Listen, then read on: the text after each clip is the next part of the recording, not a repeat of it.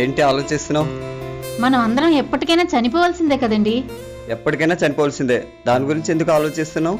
నేను ఆలోచిస్తుంది లాస్ట్ లో చనిపోయిన అతన్ని శ్మశానానికి ఎవరు తీసుకెళ్తారా అని.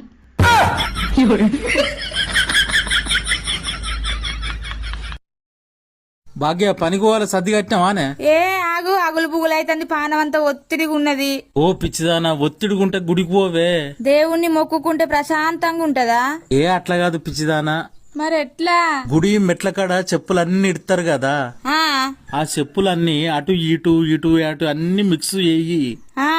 ఆ పక్కకున్న గోడ మీద కూర్చో. అందరు వచ్చి వాళ్ళ చెప్పులు ఎవ్వలే వాళ్ళే ఎత్తుకోవడం చూస్తా అంటే ఆటోమేటిక్ గా నీకున్న ఒత్తిడి మొత్తం పోతదే. అక్క ఇక్కడదా అక్క, యోగీన నా దోస్తుకు ఒక పిల్లనంట చూడక్క. ఓ పిల్లుంది గాని ఆ పిల్లని చేసుకోపోయేవాడికి మాత్రం గవర్నమెంట్ ఉద్యోగం అన్నా ఉండాలి, లేకపోతే ఒక సొంత ఇల్లన్నా ఉండాలంట. అన్నా నా గురించి చెప్పు. నా దోస్తు మొన్ననే బిగ్ బాస్ లోకి పోయి వచ్చిండు. ఆ వచ్చిన పైసలతోని సొంత ఇల్లు కట్టిండు. ఆ ఇల్లుకి ఇప్పుడు కిరాయిలు 30,000 వస్తున్నాయి. అవునా? ఆ పిల్లకి ఇప్పుడే కాల్ చేస్తాను. అమ్మా, ఇక్కడ పిల్లోడు ఉన్నాడు గాని సొంత ఇల్లు ఉంది, నెలకు 30,000 కిరాయిలు వస్తాయి. పిల్లి ఏం చెప్తుందట? నెలకు 30,000 వస్తాయి అన్నావు కదా, ఖర్చు పెడద్దంట. మీ దుంపల్ మీరెక్కడ తయారయ్యారా బాబు?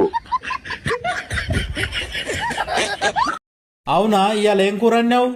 అరే ఓ భాగ్య, ఇవాళ ఏం కూర అన్నావే? అరే ఓ పిచ్చి మొక్కదానా, ఇవాళ ఏం కూర అన్నావంటే చప్పుడు ఎత్తలేమేందే? గన్నేరు పప్పు అండినా. సరే సరే, నేను ఇంటికి వచ్చుడు బాగా లేట్ అవుతుంది, కడుపు నిండా తిని పండుకో. Good night. హలో, మొన్న పెళ్లికి చెప్తే రాలేదేంటండి? కాస్త అర్జెంట్ పనుండి రాలేకపోయాను. మీరు రాకపోతే రాలేదు, మీ పక్కింటి వాళ్ళు వచ్చారు కదా, వాళ్ళ చేతికి ఈడి డబ్బులు ఇచ్చైనా పంపించాలి కదా. పంపిద్దాం అనుకున్నానండి, కానీ మర్చిపోయాను. సరే, ఇప్పుడు గుర్తు చేసాగా, ఈ నెంబర్ కి ఫోన్ పే చేసే. చేస్తా. మీ ఫంక్షన్ కి 1000 రూపాయలు వేసాను, కాస్త చూసి పంపించు. చూసి కాస్త ఎక్స్ట్రా వేసి పంపిస్తానండి. మర్చిపోవుగా? మర్చిపోనండి, ఫోన్ పెట్టిగానే చేస్తాను. సరే, ఉంటా. మీ దుంపల్ మీరెక్కడ తయారయ్యారా బాబు?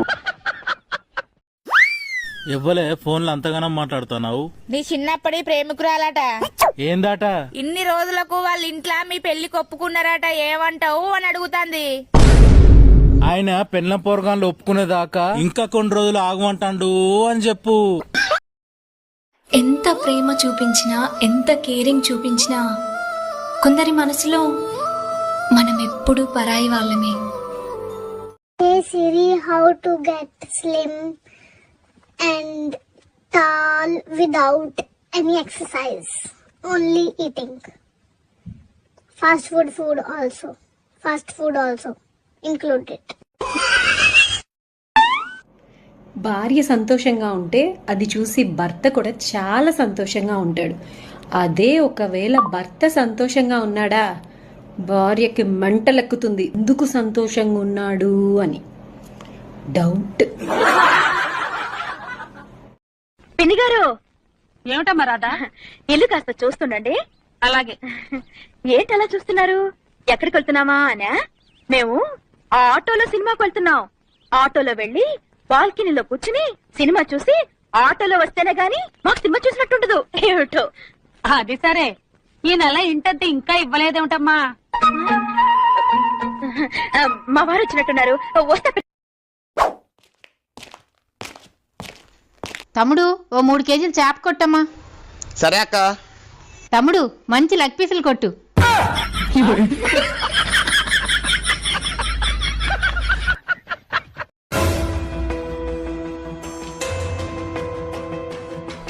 చిలక గోరింకలా ఉన్న మీ ఇద్దరు ఎందుకు విడిపోవాలనుకుంటున్నారో నాకైతే అర్థం కావటం లేదు. మీ ఆస్తినైతే మాత్రం సరి సమానంగా పంచేశాను. కాకపోతే మీకు ఒకే అబ్బాయి అయిపోవడం వల్ల మీకివ్వాలో అర్థం కావటం లేదు. కాబట్టి 1 సంవత్సరం ఇద్దరు కలిసి పాపో బాబునో కన్నారనుకోండి, సరి సమానంగా పంచేసి విడాకులు ఇప్పించేస్తాను. ఏంటి, వీడితో కాపురం చేసి పాపనో బాబునో కనాలా? వీడిని నమ్ముకుంటే వీడు కూడా పుట్టకపోదును.